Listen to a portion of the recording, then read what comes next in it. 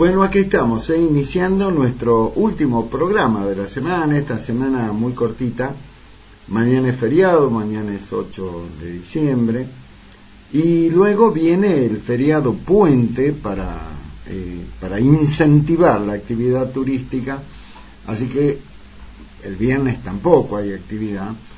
Por lo tanto, nosotros estamos cerrando anticipadamente esta semana corta, pero muy intensa, con muchos temas en lo nacional, en lo local, en lo provincial también, desde lo político, y como si algo faltara, como para terminar estos 3 días de locura.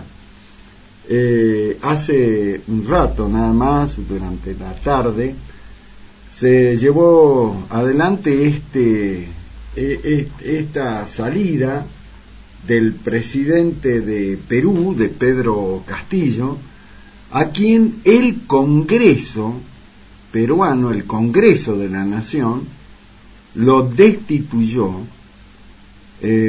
porque había sobre la figura de Pedro Castillo, hay que decir ya el expresidente peruano, graves denuncias sobre hechos de corrupción. ¿Y qué es lo que hizo el presidente en ese momento, Castillo? Dijo, no, acá me vienen a mí con corrupción. Agarró y cerró el Congreso y dijo que de ahí en adelante iba a gobernar por decreto, en una actitud que ya la había llevado adelante, si ustedes recuerdan, también en Perú, el expresidente Alberto Fujimori, que gobernó prácticamente con características dictatoriales en su momento. Y bueno, Pedro Castillo, el presidente que estaba, dijo, bueno, yo voy a hacer lo mismo, pero le salió mal la jugada, porque inmediatamente el Congreso, que lo había disuelto, se reunió, se convocó y ahí nomás lo destituyeron. Pero no se quedaron solo con la destitución de Castillo, lo destituyeron y ahí nomás lo metieron preso. En este momento, el que esta mañana era el presidente del Perú, la máxima autoridad de ese país, ahora está preso. Y va a tener que enfrentar, obviamente se seguirá todo el proceso, y tendrá que enfrentar las causas de corrupción. Qué terrible la historia latinoamericana, la sufrida historia de América Latina, donde permanentemente en esta parte del mundo, en esta parte del continente, se produjeron siempre hechos de esta característica. Siempre aparecieron tipos con la idea de ser dictadorzuelos, y terminan todos perjudicando a las sociedades a las que dicen que van a representar, defender, llevarle una mejor calidad de vida. No hace falta mucho, hay que mirar cómo arrancó esto. Arranquemos con la Cuba de Castro y sigamos luego con un montón de cosas que pasaron, hasta lo más cercano, para no hacer una historia muy larga, si no nos llevaría el programa. Pero luego apareció Hugo Chávez, en Venezuela, Fujimori en Perú, como decíamos, y actualmente, bueno, lo tenemos a Daniel Ortega en Nicaragua, que Daniel Ortega, su origen dentro de lo que es el tema de la política, le digamos así, tiene que ver con lo que era el movimiento sandinista de liberación, ¿no? Era un revolucionario que se oponían en Nicaragua a la dictadura, que venían soportando durante tantos años de Somoza. Y después, bueno, hacen la revolución, se supone que era un gobierno del pueblo y para el pueblo, como siempre dicen, y actualmente Daniel Ortega es un dictador. Detuvo a los opositores. La tarea periodística en Nicaragua es una tarea de altísimo riesgo. Yo recuerdo años pasados, cuando se regresó en Salta, el encuentro de digamos, la prensa más importante de América Latina, que se realizó el congreso acá, el que tuvo la suerte de ser invitado a participar.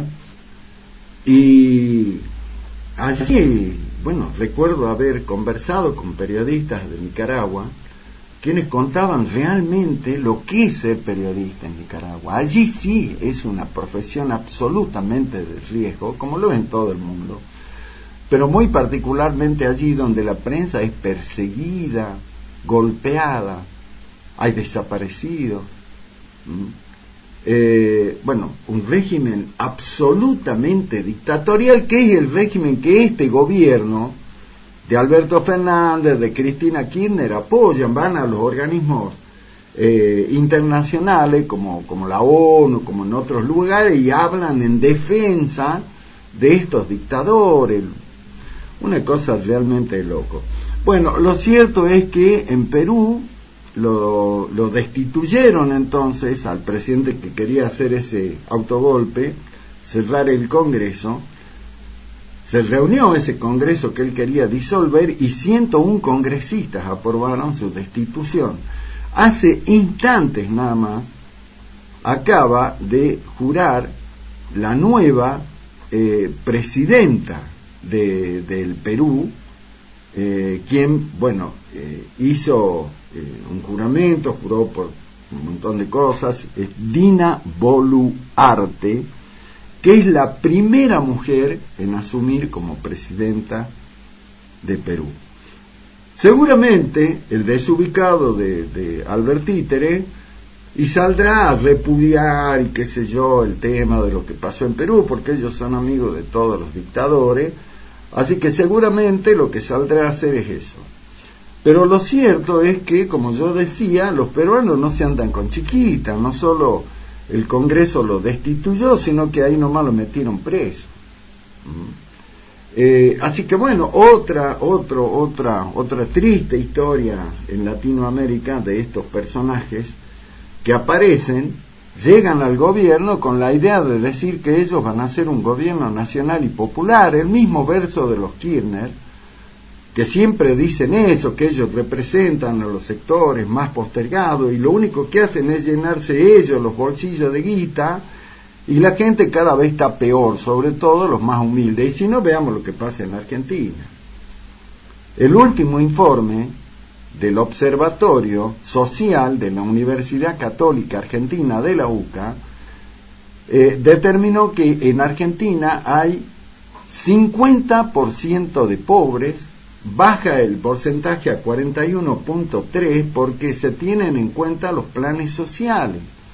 Pero si no hubiera planes sociales, los pobres en Argentina serían la mitad de la población. Y de ese 50%, el 20% es indigente. Y estos tipos, Cristina, Alberto, los Kirchner, que gobiernan hace cuántos años, nos vienen hablando de que ellos son los que representan el campo nacional y popular. Entonces hay que decir, pero muchachos, dejen de mentir. Termínenla con ese verso. En Perú, este presidente que lo acaban de destituir y meterlo en cana, también llegó con esa idea de hacer un gobierno progre. Cuando asumió, levantó la mano izquierda, como es el saludo del socialismo, de la izquierda, todos son revolucionarios. Y lo primero que hizo cuando llegó al gobierno fue empezar a afanar. Pero en Perú no anduvieron con vuelta, ahí nomás dijo, no, yo voy a cerrar el Congreso. ¿Qué? Anda a cerrar tu casa, le han dicho. Ahí nomás lo destituyeron y lo metieron en cana. Así que bueno, otro triste eslabón en esta tan pero tan penosa historia de los gobiernos en América Latina.